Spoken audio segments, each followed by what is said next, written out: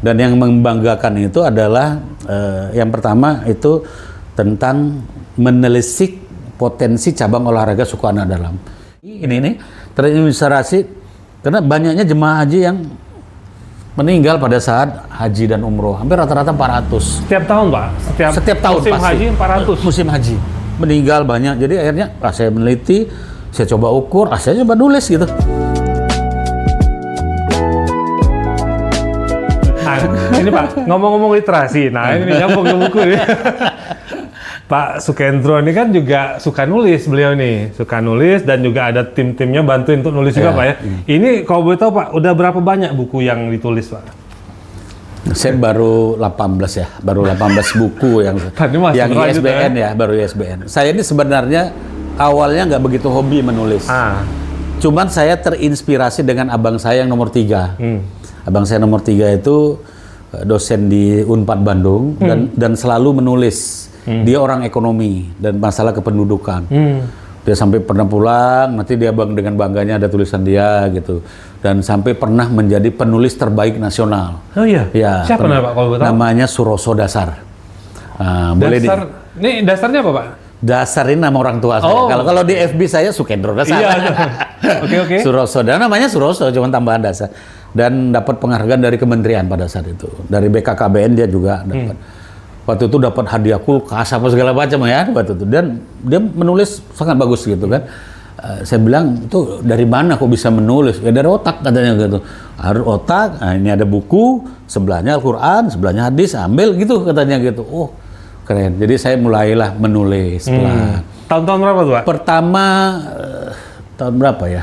2000-an awal. Tahun 2000-an awal. Okay. Setelah saya jadi dosen, saya baru menulis tahun 2000-an awal.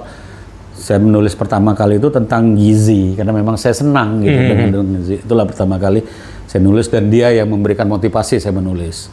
Saya nulis, akhirnya bagus juga, tertarik juga. Dan nggak kaleng-kaleng.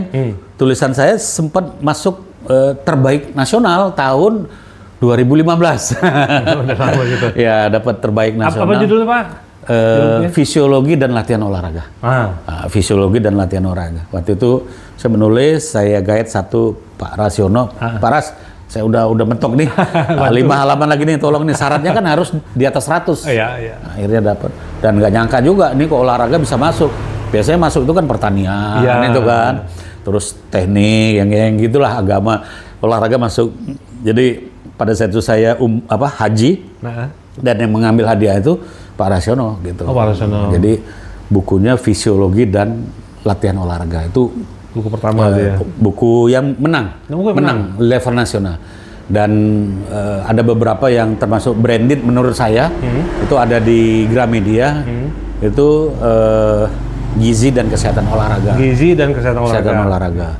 Dan yang membanggakan itu adalah yang pertama itu tentang menelisik potensi cabang olahraga suku anak dalam. Itu dari disertasi saya peras, saya tulis, yang menerbitkan kok nggak salah itu Salim kok nggak salah. Salim, dan ini sampai saya ke nasional. Jadi buku ini sampai ke nasional, saya bercerita tentang suku anak dalam, bukunya ada, dan mereka sangat tertarik gitu. Nah, gimana sih suku anak dalam? Karena saya terinspirasi dengan suku aborigin Australia. Ada namanya Katri Freeman. Katri Freeman itu pemegang medali emas Olimpiade. Dari suku aborigin? Dari suku aborigin tahun 2000 di Sydney. Nah, makanya saya coba suku anak dalam saya menulis. Makanya penelitian saya tentang suku anak dalam, bahkan olahraganya. Dan saya tulis itu sudah menasional tulisan saya itu. Jadi andalan kalau itu saya selalu memberikan hadiah ke kawan ini. Dan yang ya nggak terakhir ya, ada terakhir, dan sebelum terakhir dua buku sebelumnya saya menulis buku tentang standar kebugaran haji dan umroh. Nah, ini dia nih. Nah, tuh, kebugaran haji dan umroh. Saya menulis itu. Ini bukunya. Menulis itu terinspirasi, terinspirasi karena banyaknya jemaah haji yang meninggal pada saat haji dan umroh. Hampir rata-rata 400. Setiap tahun Pak? Setiap tahun musim pasti. Haji 400? Musim haji. Meninggal banyak. Jadi akhirnya saya meneliti, saya coba ukur, saya coba nulis gitu. Nah ini yang paling keren. Karena satu-satunya buku buku yang sudah dibedah, yang di launching dan dibedah hanya ini. Oh iya. Kemarin Pak ya, kemarin bedah tuh. Dibedah dan dihadiri oleh rektor sendiri yang membuka dan Kanwil Haji dan Umroh hadir dan seluruh KBH yang ada di Provinsi Jawa diundang. Anda hadir, bukan diundang aja hadir. Ditambah kabak-kabak, KB dan sebagainya macam. Sangat ramai waktu itu, lebih 100 yang hadir. Iya Pak. Dan ini keren. Ini sebenarnya cetakan kedua loh. Iya. Udah di desain sedemikian rupa. Yang pertama saya nggak menarik gitu memang. Karena waktu itu memang mengejar. Saya paksa waktu itu. Fajrin waktu itu saya suruh paksa karena 2 minggu saya harus pidato pengukuhan guru besar. Makanya harus secepatnya keluarkan ISBN-nya karena ini adalah hadiah yang akan saya bagikan kepada peserta. Biasanya hadiahnya itu ini gelas, souvenirnya itu payung, tapi saya kasih souvenirnya ini. Keren. Karena ini yang akan mengalir sampai kita meninggal nanti. Pak, jadi amal jariah Pak ya. Amal jariahnya di sini. Ini keren banget di sini. Jadi di sini mengatasi kelelahan bukan hanya untuk haji saja, tapi ini atlet juga bisa, orang umum juga bisa untuk mempelajari ini. Sampai bagaimana tes-tesnya juga ada di dalam. Tadi itu Pak sedikit, Bapak tahu kalau statistiknya sekitar 400-an orang meninggal setiap musim haji. Nah itu kan waktu itu Bapak tadi sempat cerita juga naik haji, itu pas pada saat itu risetnya. 2012 saya umroh. 2012 saya umroh dengan keluarga, anak saya 2, kakak saya ajak, terus ada tetangga yang saya ajak, kami berangkat. Waktu itu kami berangkat berenam. Jadi anak 2, sekarang juga masih anak 2, istri 1, istri juga masih 1 kan. Cuman cucu yang udah ada kan, menantu udah ada menambah. Jadi ada tetangga saya ajak dan kakak saya. Alhamdulillah, alhamdulillah mereka mau dan kedua-duanya kakak saya dan tetangga saya udah almarhum, udah meninggal. Jadi saya melihat di situ waktu dalam melakukan tawaf, sa'i, ada umur 40 tahun, tapi udah nggak mampu, padahal umroh loh ini kan. Masih ringan, umroh Pak, itu apa namanya, wisata religi kan, jalan-jalan, tapi dapat pahala kan seperti itu. Kok nggak mampu mereka? Saya lihat ini yang di samping memang ada penyakit bawaan. Dan standar kebugaran mereka. Kalau saya mengatakan bugar, bukan segar, atau bukan sehat gitu. Jadi saya mengatakan bugar, karena memang standar hidup manusia itu yang hakiki itu kan fit atau prima. Baru turun ke bawah itu adalah bugar. Turun lagi ke bawah adalah sehat, turun lagi ke bawah adalah sakit, paling bawah itu mati atau meninggal gitu. Nah, jadi standar kita ini, ya kalau kita biasa sehat, tapi belum tentu bugar. Betul. Jadi bugar itu mampu melakukan aktivitas tanpa merasakan kelelahan yang berarti. Artinya cepat pulih. Cepat pulih, ya. Jadi recovery-nya cepat pulih. Saya pagi, jalan tadi pagi itu 1 jam. Kalau lagi enak itu 1 jam lebih. Itu 1 jam tuh. Tapi saya denyut nadi di bawah 60 kan. 60 dari denyut nadi maksimal. Jalan. Habis itu mengajar. Tadi rapat. Jadi memang kita dibutuhkan untuk istirahat. Istirahat itu dibutuhkan memang 1 jam siang hari. Jadi setelah zuhur, antara zuhur asar, itulah waktu yang paling bagus untuk istirahat. Tapi 1 jam. 1 jam. Jangan 2 jam, 3 jam, 4 jam, itu udah penyakit lagi kan gitu. Apalagi kalau puasa, itu habis sholat subuh, bantai lagi kan. Sampai zuhur. Sholat zuhur, bantai lagi, tidur lagi. Itu dilarang dalam kesehatan. Jadi, Pak, potong sedikit. Artinya Bapak tetap puasa pun Bapak tetap jalan? Jalan. Dan itu saya lakukan di pagi hari, karena sore mungkin sibuk belanja, bantu ibu masak, kan itu kan, jadi ngabuburit. Jadi sengaja pagi yang tidak mengeluarkan energi yang banyak. Artinya tidak banyak keringat, tetapi sirkulasi darah kita bagus. Karena kaki ini adalah jantung kedua kita. Kaki ini ada jantung kedua. Jadi jantung pertama. Iya. Ini adalah urat saraf yang membuat kita menjadi fit, kondisi kita fit, kondisi kita bugar, semua urat saraf kita ada di sini. Jadi di nail tapak kaki dan betis kaki segala macam. Jadi selalu berjalan gitu. Makanya saya memandang seperti itu. Kok nggak bugar gitu kan, sakit. Udah sampai batas itu. Saya nggak ngeh lagi. Tahun 2015 mestinya saya berangkat 2016, tapi karena banyak yang mundur, akhirnya saya berangkat 2015 hanya sekali dapat manasik. Karena memang saya di ujung Ini Pak, artinya yang batal itu memang karena kesehatan juga kan banyak Pak? Bisa batal. jadi karena kesehatan yang nggak bagus, ada yang meninggal gitu. Akhirnya mereka tidak jadi berangkat. Dan saya memang di atas posisinya. Akhirnya saya berangkat. Secara finansial saya memang nggak siap pada tahun 2015. Dadak lah. Mendadak karena memang 2015 ada program yang sedang saya lakukan. Saya secara finansialnya siapnya di 2016. Tapi umur manusia kan nggak tahu, Allah yang mengatur semua. Jadi saya bilang dengan istri, Bismillah aja kita berangkat. Akhirnya daftar di mana-mana saya nggak diterima.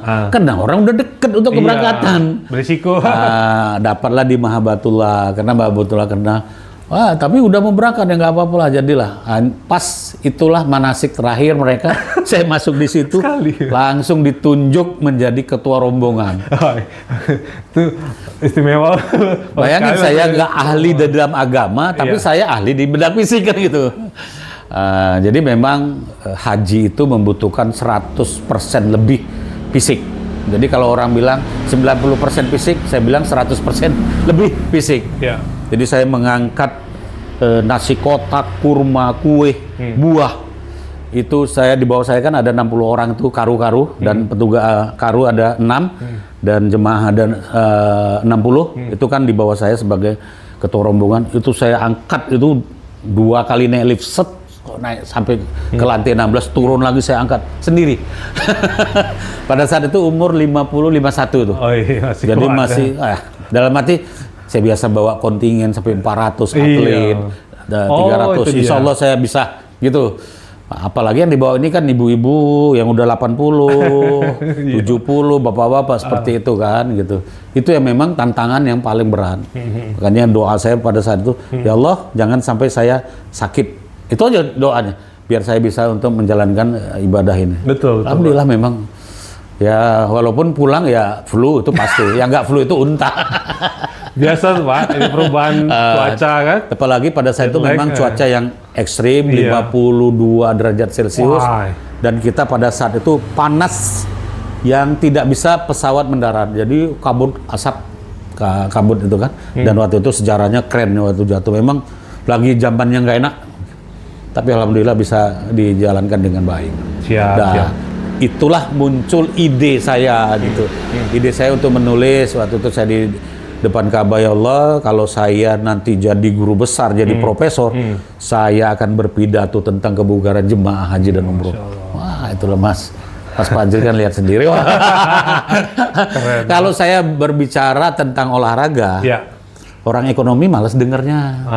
Orang biologi nggak mau dengarnya. Orang hukum nggak mau dengarnya. Tapi kalau saya bercerita tentang haji dan umroh, semua yang orang Islam akan mendengarnya di situ. Dan saya insya Allah tidak pakai teks saya berbicara dan memang tetap tepat pada waktu yang diberikan oleh panitia gitu. Ada yang memang sampai 40 menit, saya enggak kan. Tepat waktu presentasi ya. Tepat waktu. Iya, Pak Suyendro, ini kan luar biasa ya. Jadi Bapak menulis tuh memang karena sudah pengalaman di situ, ilmunya memang kuatnya di situ, terus nulis sampai 18 judul tadi. Iya, buku. Tadi di luar itu pun ada lagi, itu kan yang ISBN Pak ya? Di luar itu ada lagi tadi. Di luar ISBN ya pasti banyak, jurnal-jurnal pasti banyak kan. Karya ilmiah dan lain-lain. Iya, karya ilmiah. Ini Pak, kenapa Bapak semangat betul sih nulis? Apa motivasinya Pak? Sekarang gini ya, teknologi itu kan sekarang sudah makin canggih. Sudah mulai perubahan apalagi mulai dari attitude anak kita, akhlak. Makanya Rasulullah itu diutus ke muka dunia ini kan untuk merubah akhlak manusia gitu. Dan akhlak manusia itu memang sangat buruk pada saat itu, zaman itu. Anak lahir perempuan dibunuh kan pada itu, kan berbahaya. Nah sejalan dengan itu kan zaman Rasulullah juga ada Al-Quran yang ada di pelepah kurma, ada di daun, ada di batu, ada di kulit sana sini. Itu kalau tidak ada Zaid bin Sabit pada saat itu yang menjadi penulisnya, anak saya namanya, cucu saya namanya Zaid. Makanya saya kasih Zaid itu kan. Jadi dikumpulkan pada saat itu kan nggak ada yang berani, sampai Zaid mengatakan seperti ini, ya Rasulullah lebih baik pindahkan gunung atau pindahkan lautan, saya lebih mau daripada saya harus menulis Quran ini. karena tanggung jawabnya besar. Tapi apa kata Rasulullah, kamu lah yang saya akui yang paling bagus dalam penulisan dan cerdas di dalam menulis gitu. Akhirnya zamannya Rasulullah Zaid bin Sabit lah yang menulis itu. Dikumpulkan. Akhirnya jadilah Al-Quran itu. Dan sambillah sekarang. Nah, kalau sekarang buku ini sudah tidak ada lagi, apa yang akan cerita di zaman yang akan datang nih? Nah, kalau memang sudah digitalisasi oke, tapi Quran ini kan nggak bisa kita jadikan digitalisasi, harus kita pecah-pecah. Nanti kita bawa ke WC, kita bawa kemana-mana, karena penghormatan kita seperti itu. Betul. Kita bisa lihat bagaimana tulisan proklamasi itu adalah sejarah. Zaman itu tidak ada digital. Nah, kalau ini dihapuskan semuanya, kacau ya. Jadi saya pinginnya itu kembali kepada kitanya. Jadi buku itu jangan sampai hilang.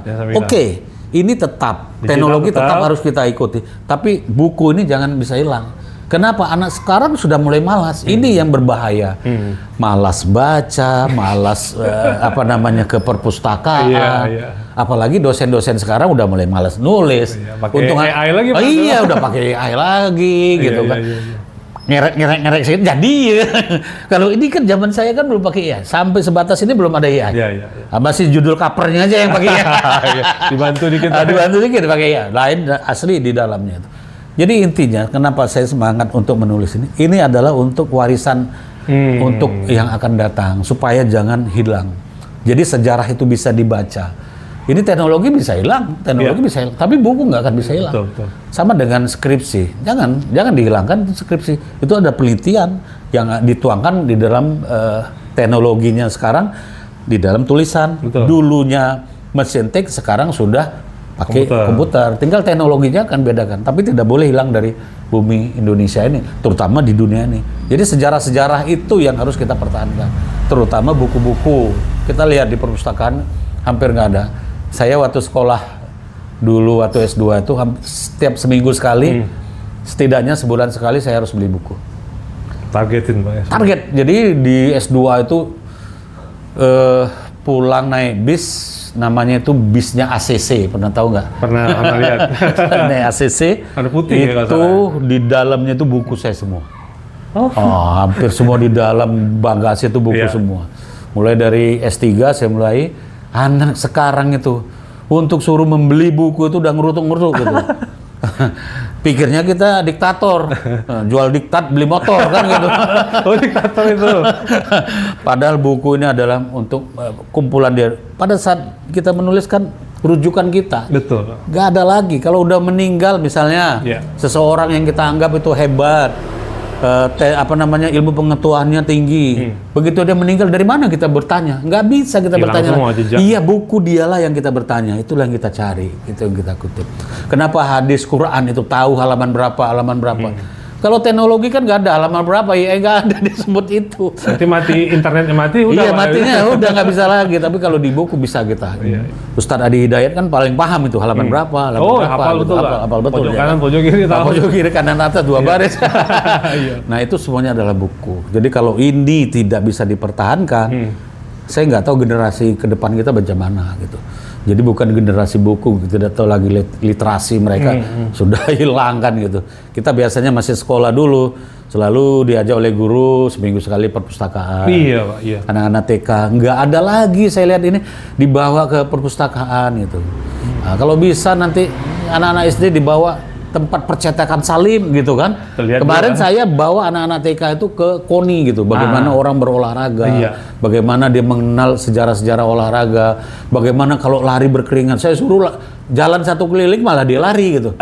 Nah, jadi sebenarnya sejak usia dini itu harus diperkenalkan kepada anak-anak, terutama anak-anak TK gitu. Jadi kelas-kelas rendah kalau di SD itu penting. Jadi memang buku tidak bisa hilang. Jadi inilah saya pikir yang penulis-penulis lain, teman-teman, jangan mati, jangan hilang obornya itu, bangkitkan lagi, cari teman-teman lain.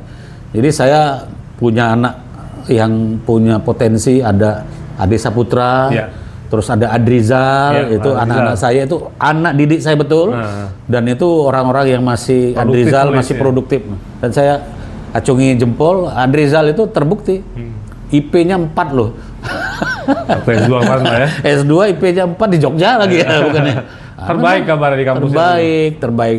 Memang dia di BEM, waktu dia di BEM itu saya WD3. Oh, jadi cocok hubungannya betul. dekat. Akrab betul ya. Akrab sangat dekat. Dan dia terinspirasi dari saya. Jadi begitulah terinspirasi. Makanya saya selalu, Rizal udah berapa bukumu? Sekian. Oh, dia tulisan, Prof, saya ada buku baru 1. Ikut saya 1. Selalu gitu.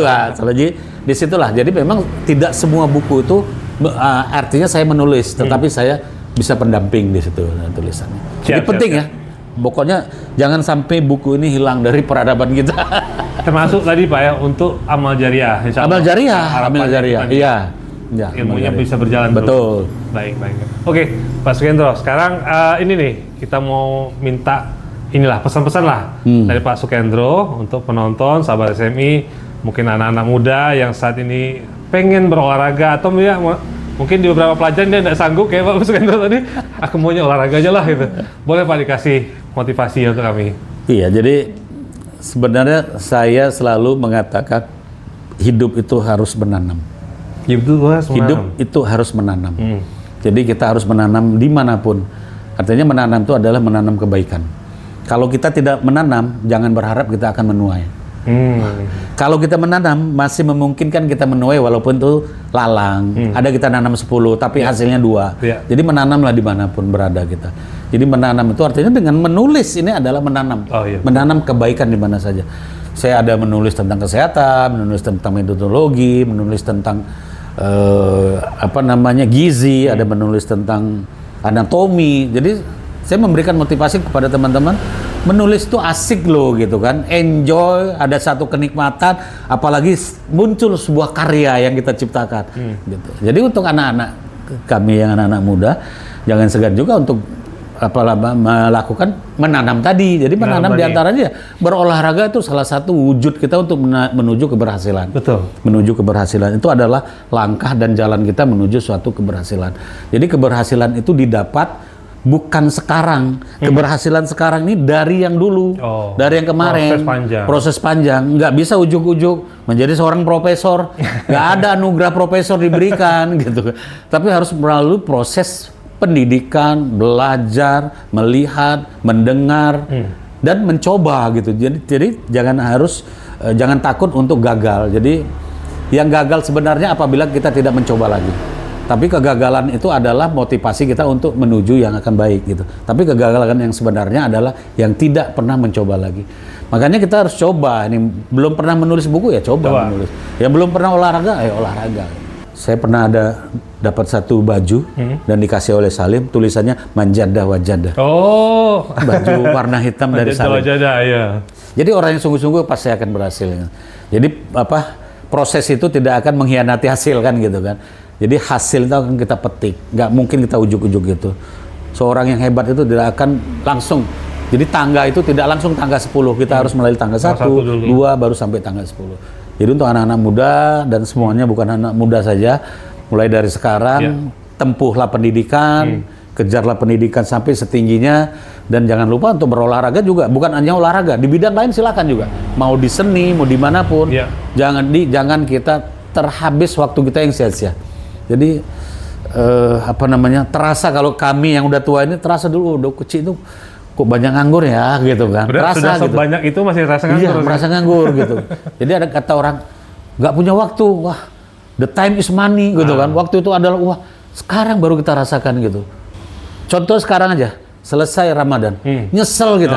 Kenapa Ramadan gitu kok nggak kita isi dengan yang hal-hal yang manis gitu kan, hal-hal yang baik. Jadi penyesalan itu selalu datangnya belakangan. Jadi untuk sebelum terlambat lakukanlah aktivitas yang baik gitu, aktivitas yang baik, belajar yang baik, pendidikan yang baik, terus lakukan hobi, salurkan hobi itu dengan baik. Karena keberhasilan kita itu adalah kebanggaan orang tua dan keluarga. Gak ada yang bangga. Makanya Tuhan tidak akan merubah satu kaum, Tuhan tidak akan merubah satu umat kalau tidak kaum atau umat itu sendiri yang merubahnya. Saya tidak akan bisa seperti ini kalau nggak saya sendiri merubahnya gitu. Karena di dalam keluarga saya hanya saya dan abang yang di Bandung tuh yang menempuh pendidikan perguruan tinggi. Kakak saya tuh pada tamat SMP. Jadi saya sendiri merubahnya walaupun dengan kondisi yang pas-pasan, bukan pas-pasan lagi, di bawah dari standar, saya akan coba itu semuanya. Nah, itu jadi tidak ada kata lain, berbuat yang terbaik demi untuk diri sendiri gitu. Diri sendiri baru nanti untuk negara. Jadi diri sendiri dulu rubah, baru bisa untuk masyarakat sekitar. Mudah-mudahan kalau dengan kita berniat baik, apapun namanya, kalau udah niat aja udah pasti pahala. Jadi insya Allah Allah akan menjabahnya. Amin. Ini Pak Kiai udah ya. Iya. Pak Sukendro, terima kasih banyak nih. Siap. Ini luar biasa banyak. Jadi terakhir ada kata-kata lagi? ini, ada Silakan, kata-kata ini. Kalau ingin berbahagia tuh, man arada dunya fa'alaihi bil ilmi, wa man arada humma fa'alaihi bil ilmi, wa man arada akhirata wa man arada dunya wa man arada akhirata fa'alaihi bil ilmi, wa man arada humma fa'alaihi bil ilmi. Artinya, Pak. Ingin bahagia di dunia, tuntutlah ilmu. Oh. Ingin bahagia di akhirat, tuntutlah ilmu. Ingin bahagia dunia dan akhirat, tuntutlah ilmu. Jadi menuntut ilmu semuanya. Membaca itu adalah menuntut ilmu. Sekolah adalah menuntut ilmu. Jadi kalau ingin bahagia, gak ada kata lain selain menuntut ilmu. Man arada dunia fa'alaihi bil ilmi, wa man arada akhirata fa'alaihi bil ilmi, wa man arada humma fa'alaihi bil ilmi. Itu konsep yang tidak boleh ditinggalkan. Karena mula-mula Nabi diturunkan itu adalah ayat pertama yang turun adalah Iqra. Suruh baca buku, bukan baca yang lain. Yang status terus lah ya. Ya, baca status itu tahan sampai 4 jam. Baca buku baru 2 lembar, hilang. Udah ngantuk ya. Oke. Baik, Mas Kendro. Ada lagi, Pak? Cukup. Alhamdulillah. Baik, alhamdulillah ya, kita ucapkan terima kasih sekali lagi Pak Sukendro. Ini sudah menyempatkan waktunya berbagi kepada sahabat-sahabat SMI. Insya Allah ini ilmu yang bermanfaat sekali. Mudah-mudahan juga menjadi amal jariah bagi kita semua. Teman-teman, sahabat SMI sekalian, jangan lupa subscribe. Ini masih sedikit nih subscribe kita.